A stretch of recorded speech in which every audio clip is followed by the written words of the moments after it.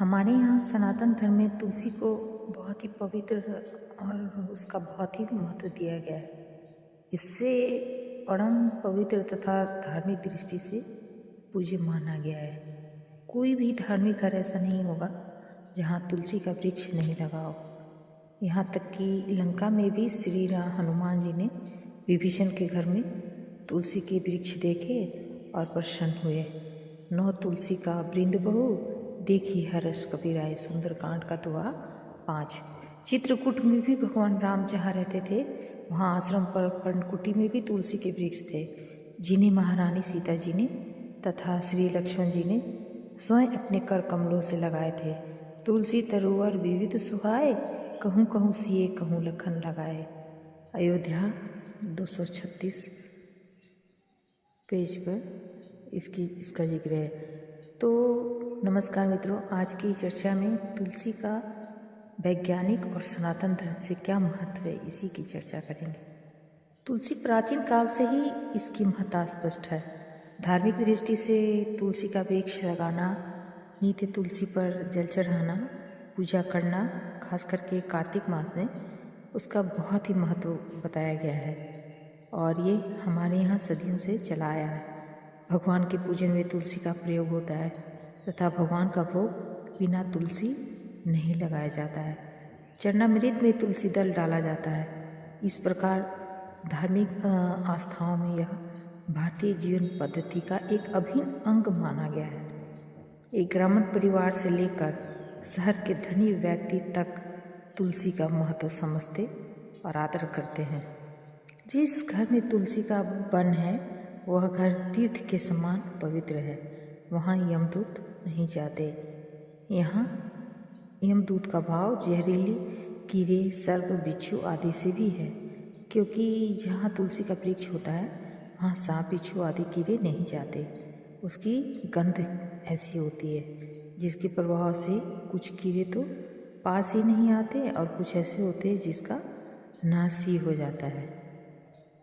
तुलसी one के चारों ओर एक कोस तक की भूमि गंगा जल के समान पवित्र होती है, अर्थात तुलसी की गंध लेकर जहाँ हवा जाती है वहाँ की 10 दिशाएं शीघ्र ही पवित्र हो जाती हैं तथा पृथ्वी, जल, वायु और आकाश ये चारों तत्व शुद्ध हो जाते हैं। इसका वैज्ञानिक रहस्य यह है कि तुलसी में रोगनाशक शक्ति तथा ऑक्सीजन बहुत अधिक मात्रा में होती है।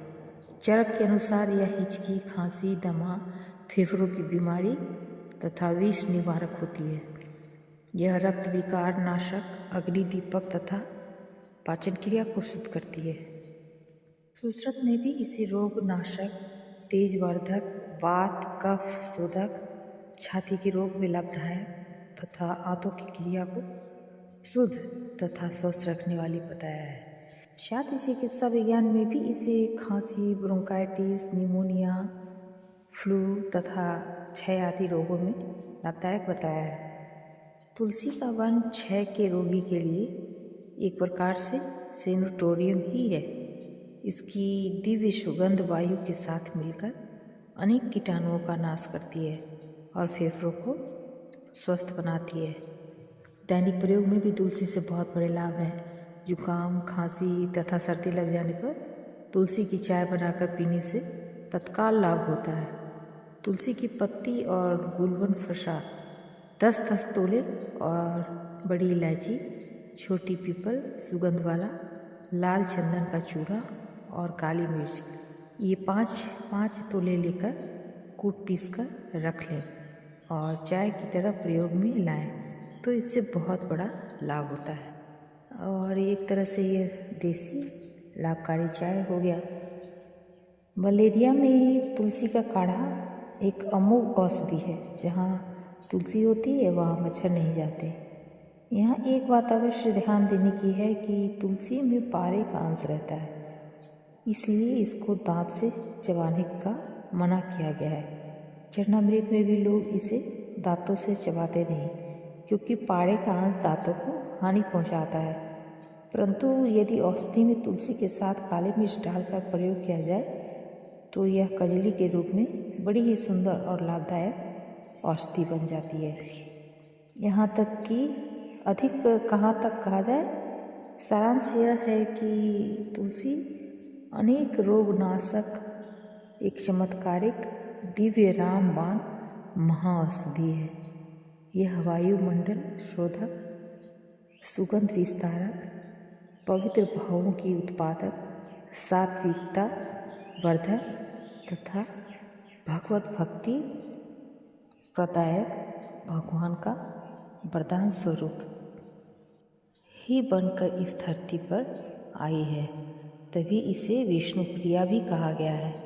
ऋषियों ने सनातन धर्म की पद्धति में इसे दोनों समय प्रसाद चरणामृत में लेने की प्रथा डालकर हमारा महान उपकार किया है कि किसी न किसी प्रकार यह हमारे अंदर पहुंचकर लाभ करती ही रहे।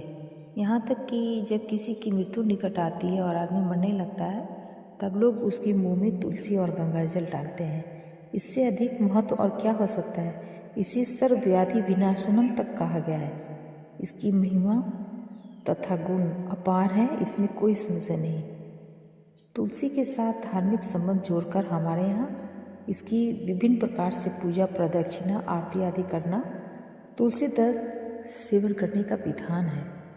हमारे दैनिक जीवन में तुलसी के साथ किसी न किसी तरह संबंध जुड़ा रहे, इसलिए ऋषियों ने इसे इतनी महत्ता तथा मान्यता दी है।